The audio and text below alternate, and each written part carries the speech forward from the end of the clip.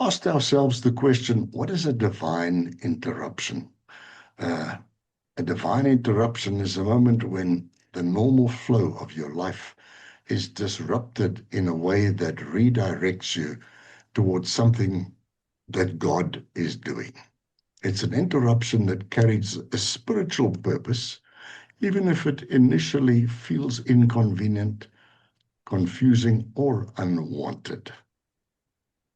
I'm sure you can relate to that. In simple terms, it says life wants to stay on schedule, while God sometimes says, pause, there's something more important happening here. This could mean silencing the noise of a busy life, and not just that, it's like uh, God interrupts you to introduce you to yourself or a part of your life that are missing. So as we look at this, we just realize there are many times that we look back and we realize this actually was the hand of God in my life, and I overlooked that. I didn't see what God was wanting to do in my life. Those are the times that it feels inconvenient or confusing and even unwanted. But some of those interruptions in my life, and I'm sure you can relate to that, have been some of the most amazing things that God has done in those specific times. So we bless him and we thank him for his faithfulness. Remember, we see things only from one dimension. God sees it all. And it's wonderful to know that we can trust him with that. So let's look just at a few of the patterns in Scripture, because the Bible is practically a catalogue of divine interruptions. And here's the interesting thing: God rarely waits for people to schedule an appointment, so to speak. Let's look at some biblical examples. Remember Moses and the burning bush in the wilderness that redirected his life from being a prince in exile to leading Israel out of Egypt. The burning bush was different. It's seen that before, but this one was not consumed by the fire. It carried the presence of God. It wasn't a special bush. It was an ordinary bush until God inhabited it. Can you see how God will take the ordinary things in our lives, the things that we're so used to, and just use that as an opportunity to speak to us? Think of Mary, the mother of Jesus. The angel's announcement to Mary as a young woman planning a normal future. When the angel appeared to her in Luke 1, her life plan was interrupted with the announcement that she would carry the Messiah. Wow. Then think of Saul on the Damascus Road. Um, that God interrupted his life and turned him into the Apostle Paul because he was busy actively persecuting Christians when Christ stopped him on that road in Acts chapter 9. This interruption transformed a persecutor into one of Christianity's most influential missionaries and a scholar that put so much into the New Testament. So these events share a common structure. It's like the stages, what happens? It's an ordinary life. The person is just doing normal things. The disruption is something unexpected interrupts. And then God reveals a new direction and transformation. Life moves us to a different path. So your divine interruption might not be a burning bush or an angelic encounter or a bright light and a voice from heaven. It might look very ordinary at the time, but in retrospect, we see how God has used things to shape and change our lives. But I think the reason for these interruptions is because as humans, we are pattern-seeking creatures, and God knows how to get our attention. Here's the quiet paradox. Divine interruption often feels inconvenient in the moment, but in hindsight, very meaningful. Theologians sometimes frame this as the difference between chronos, that's chronological time, our schedules, and kairos, meaning an appointed moment. A divine interruption is essentially a kairos moment breaking into our chronos time. The curious twist is that some of the most meaningful things in human history, including the birth of Christianity, happened through people who allowed their plans to be interrupted. So let's look at interruptions from that point of view. Just ask, if you're on the meeting, would you just make sure that your mic is muted, please? Because we are recording this to send to others as well. Thank you. So what we need to do is we need to learn to recognize God in interruptions. We often experience divine interruptions as a loss of control. First thing we think is, I never planned this. A job loss, unexpected conflict, betrayal, whatever. Something that I never planned. So here's what I'd like to say. I'm learning to hold plans firmly enough to act, yet loosely enough that they can be redirected in a more meaningful direction by Holy Spirit. Now, most of the interruptions, I know my nervous system immediately moves into threat direction. And fear tries to rewrite the story because it feels out of control. Divine interruptions are frequently the place where God begins something new. So consider that. Psalm 119, verse 29 from the Message Bible says, barricade the road that goes nowhere. Grace me with your clear revelation. What a beautiful prayer to pray. Lord, barricade the road that goes nowhere and grace me with your clear revelation. May it be so. So let's learn to treat those interruptions with curiosity rather than panic or denial. You see, there are two interpretations of a crisis or an interruption. One is the fear narrative and the other is the faith narrative. The first thing we think when we're operating in the fear narrative is something's going wrong. Or we can realize something important may be happening. Fear says, I'm abandoned by God. But faith would say, maybe God is redirecting my life. Fear says, I must control everything. Faith says, I can surrender and listen for the voice of God. So there's either a panic response or a curious response. You see, both of these interpretations interpretations occur in the same event. The difference is which voice is going to become dominant. Am I going to yield to fear or allow faith to direct me through the interruptions in my life? Remember this, that Jesus repeatedly redirected people away from fear. His most repeated phrase was simply, do not be afraid. And I'll just give you two of them.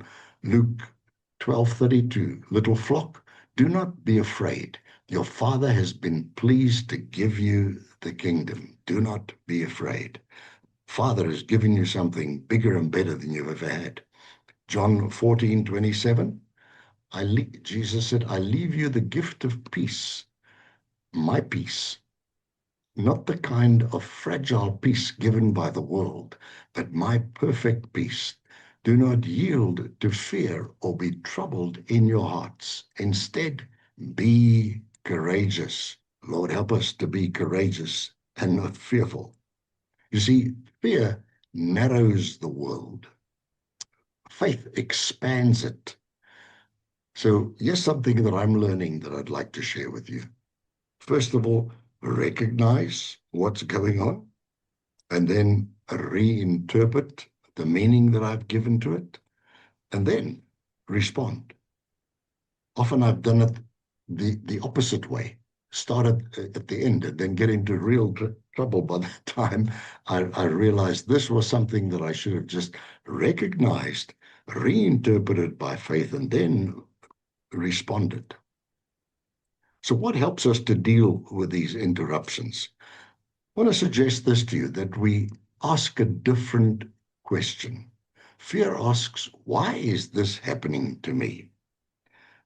Then can we say, may I ask myself this, could God be doing a new thing in my life rather than hit the panic button? Now listen to what Isaiah 43 verse 19 says. I love this portion of scripture. It says, God is doing a new thing. He says, for I'm about to do something new. See, I've already begun. Can you relate to that? God is doing something different in your life. It's Isaiah 43:19. Uh, do you not see it? I will make a pathway through the wilderness. I will create rivers in the dry wasteland. Can we see that this interruption in your life right now might be an invitation? What can God do in this moment and in this situation when we surrender to Him? That scripture says that God is making a way in the wilderness, and He provides water in the wasteland. Could this be your and my encounter with God in the wilderness? And you see, that's the beautiful part, that things are never out of control from God's point of view. So I'd like to encourage you with this. And I'm not preaching at you tonight. I'm sharing stuff with you that I'm working through, that's part of my daily life. When you're unsure of that interruption in your life, respond with scripture instead of speculation. Guys and ladies, we see something and we begin to speculate without having all the facts. And as a result of that, we lose some of the best opportunities that God would want to give us. So let's learn to ask different questions, questions that are motivated by faith in the love and grace of God, rather than in fear of losing control. So with this in mind, when these divine interruptions come, or interruptions come in our lives, what it does, there will be a divine change in my framework, because this divine interruption framework does not mean you will never feel anger or fear. Can I repeat that? When these interruptions come, it does not mean that you will never feel anger or fear. It means that those emotions do not become the final interpretation of the moment. I'd really like you to take that to heart, because that can save us lots of grief when we realize there will be fear, there will be anger, but those emotions do not become the final interpretation of the moment, because God is bigger than that, and our trust is in Him. In other words, may I suggest this, that faith is less about perfect emotional composure and more about relational orientation. Those moments of human honesty are the times to connect with the Holy Spirit. Lord, I don't quite understand what's going on here right now, but I bring my humanity to you honestly, and I ask that you would direct my steps. Remember, the psalmist says in Psalm 37, 23 and 24, he says, the steps of a good man are ordered by the Lord. And even if he stumbles, he'll not fall, because the Lord upholds him with his hand. So in our times of uncertainty, remember that we can turn to the Lord and trust Him with the things that we don't understand. What I would like to emphasize as well very clearly is our emotional turbulence is not skipped or bypassed by God, neither should we, but brought to God is part of the journey. So when we have those emotions that feel like things are out of control, that's the time to come to the Lord with those. Remember, the scripture very clearly says, cast your cares upon Him because He cares for you. So that business deal, that issue that you're dealing with in relationships, that issue that you're dealing with in finance, the current world conditions, that we can come and say, Lord, thank you that we can cast our cares on you, because you care for us. This is part of the journey. I love this scripture verse from Psalm 56, verse 3 and 4. Would love to read it for you from the NLT. The psalmist here says, but when I am afraid, do you see he's acknowledging fear? Then he says, but when I am afraid, I will put my trust in you. Hallelujah. I will praise God for what he has promised. I trust in God, so why should I be afraid? What can mere mortals do to me? Guys and ladies, what an anchor when we go through uncertain times to say, yes, when I'm afraid, I put my trust in God. I praise God for what he has promised. I trust in God, so why should I be afraid? What can mere mortals do to me? I encourage you that in those times of uncertainty, to anchor yourself in the Word of God. You see, the interruption can become a place of encounter. The moment that looked dark and confusing is the moment where God can reshape us and redirect us. And if you think about that for a moment, think of some of the crises that you've gone through and what God did in that situation. I can think of many that God has used in my life to just redirect me where he wants me to go. Because Renee loves making plans, and I'm sure most of you do too. But when the scripture says, many are the plans of a man's heart, but it's the Lord's purpose that will prevail. So trust him through all those things. So remember this, God often works inside the interruption, not always after it. Give you an example from the life of Joseph. Have you noticed the change in Joseph during his journey? He moved from being his father's favorite son to a man forgotten in prison. Now, the real miracle in his life was not the majestic ascent from prison to the throne. It was that the leader that emerged with a changed heart. He became a man who could hold pain without becoming ruled by revenge. May I repeat that for you? Joseph became a man who could hold pain without becoming ruled by revenge. It's so easy when things don't go our way that we want to take things into our own hand and do it in a way that we want to show somebody up, show those people up that have hurt me. So a divine interruption brings character transformation. Hallelujah. And guys and ladies, I must have needed and still need lots of character transformation because of the interruptions in my life by God, and I'm grateful for that. You see, Joseph's story brings the clear narrative that suffering made him a changed man. His story is more about transformation than promotion. Did you get that? His story is more about transformation than promotion. That's the real weight of the story, because he had the power to crush the people that wounded him most. Instead, he had become the kind of person who could weep, discern, restrain himself, and eventually forgive.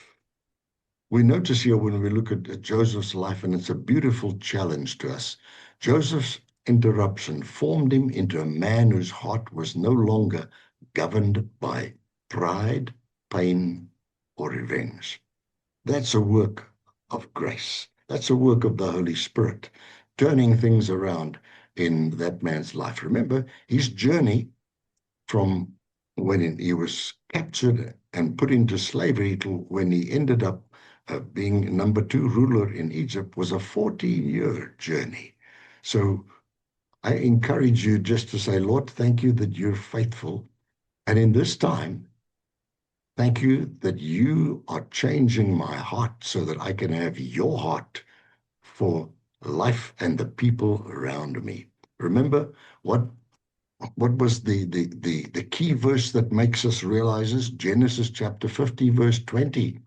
Joseph says this to his brother when he reveals himself to them, and they're afraid of being punished when they realize who he is, because he had the opportunity here to destroy them. But in Genesis 50:20, he says, "You meant it for evil, but God meant it for good." We learn to look at life that way. Wow, that's beautiful. You meant it for evil, but God meant it for good. What a privilege to be able to allow the Holy Spirit to do that work in our lives. As we move on, why interruption carries a cost? Several things are usually surrendered when life is redirected. Number one is control. Humans prefer predictable systems. An interruption removes the illusion that we can control the outcomes. So certainty is the other one. Faith often asks people to act before the full picture is visible. And then reputation. Following conviction sometimes places a person outside the expectations of their social group, where you realize your life has been changed, you no longer fit in that situation, where whatever it was, because God has a bigger purpose. And then there's timing. When plans get rearranged, what someone thought would happen maybe at 30 only happens at 50, or not at all, or in a completely different way. So these losses are real, which is why the language of discipleship in the Gospels is honest about sacrifice. The paradox that Jesus introduces is framed in this tension here, where he says, whoever tries to save their life will lose it, but whoever loses their life for my sake will find it. Matthew 16:25. But remember, this is not a call to suffering for its own sake. It is an observation about misplaced attachment. Let's unpack that. When identity is anchored entirely in plans and achievements or in stability, any disruption feels like total collapse. But when my identity is anchored in relationship with Christ, interruptions become reorientation points rather than destruction points. So the real question becomes far less about whether the interruptions will cost us, and more about what they are costing us versus than what they are forming in us. So the cost that we count is what is being formed in my life through this. And as we wrap this up in the next few minutes, sometimes the cost is going to be comfort, reputation, predictable plans, but the transformation can be deeper character, as we saw with Joseph, and I'm sure as you've experienced, clearer purpose, greater compassion, a faith that is no longer theoretical. And I'd like to encourage you just with this. You're going through hardship right now. This distinction is really crucial. God doesn't always cause the interruption, but God is remarkably skilled at working within the interruptions.